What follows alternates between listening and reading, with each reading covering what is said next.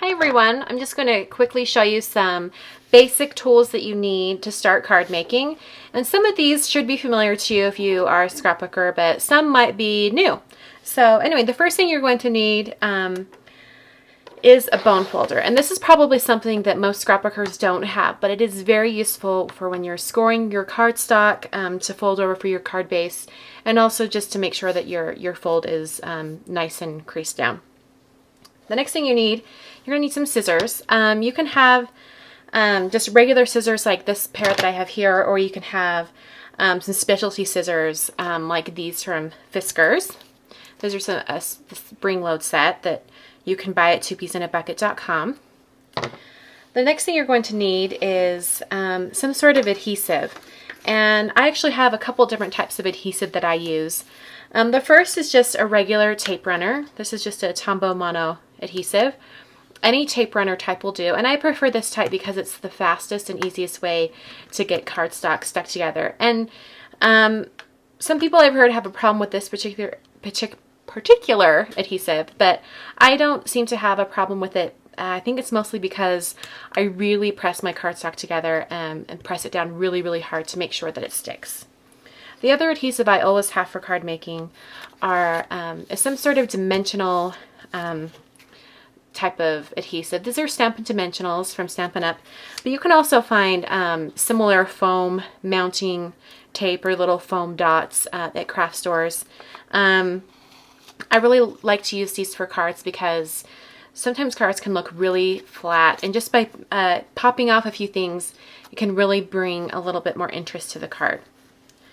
Another thing you're going to need is a paper cutter, and my paper cutter is not going to fit in this frame for this video, so I'm not going to show you, but you need a really good paper cutter. And there are some out there that actually have interchangeable blades where you can have a scoring blade or you can have a cutting blade.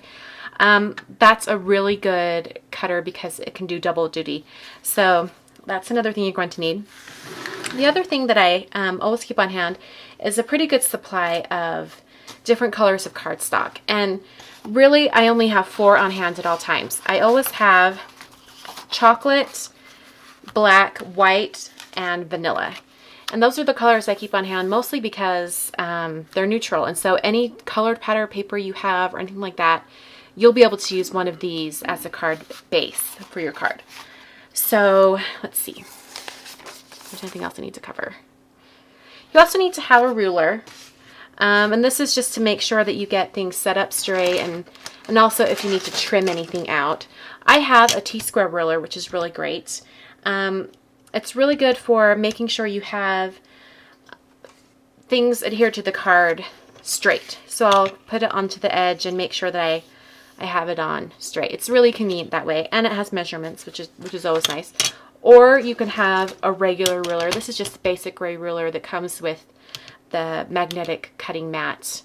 You can buy them together at 2Ps.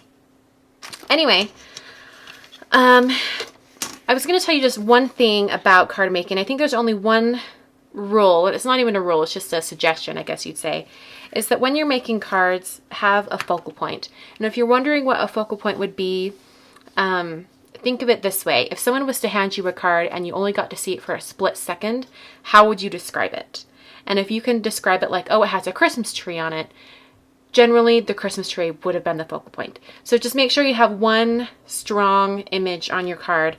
And sometimes it could be just the sentiment. It could have a big, huge thanks on it, and that would be your focal point. Anyway, for this card class, I decided I would make a basic template for 3 cards that you can all make, and make sure you upload them to 2Peas and link them to this seed in the designer garden, because there are going to be some prizes given out throughout the month. And if you are one of the 2Peas members that uploaded a card for this class, you could possibly win a prize. So anyway, you just make a card using any one of these designs and show us what you can do. I'm going to show you how to make this little card right here. It's a 3x3 card that you could make it larger if you wanted, but for the sake of time, I'm just going to make a 3x3 card. And if you're a bit nervous about jumping from scrapbooking over to card making, start small. And this is a great place to start, especially going into Valentine's Day, because most Valentines especially for like a child's class, are going to be quite small. So this is a great place to start. I'll just set this over here so you can kind of see what I'm doing. I've cut out some things in advance just so I could get things going. This is some vanilla cardstock, and I'm just going to score it so that it folds correctly and doesn't crack. And this is what I would do. Just use using the T-square ruler and a pencil. Just going to mark it at 3 really lightly. And then I'll come back over here and score.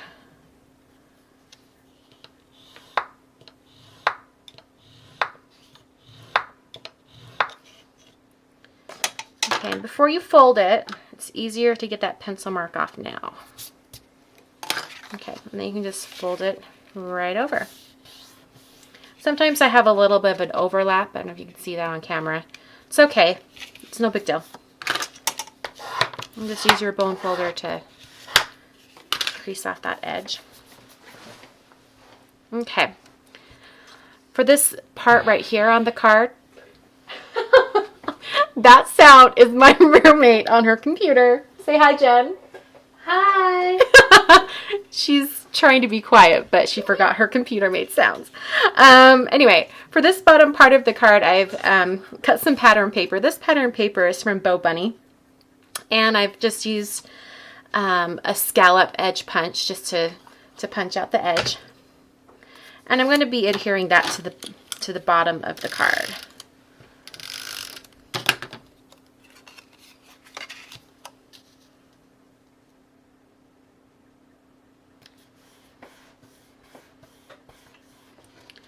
Okay, the next thing I'm going to do is before I do anything else to this card, I'm going to stamp the sentiment right there. I'm planning to put this little paper flower and the felt flower and then a button on top, but I know it's going to be a little bit hard to stamp over that and around it. So I'm just going to move that to the side and stamp this part first.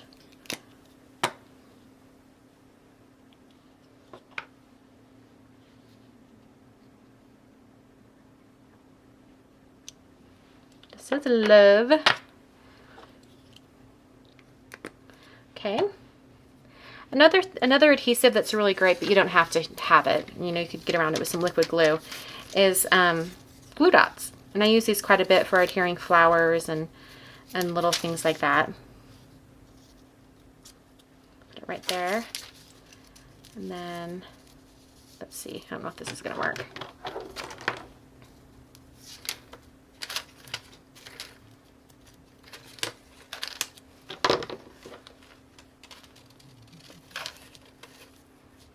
The felt flower down, and then I have a button that I'm going to put on.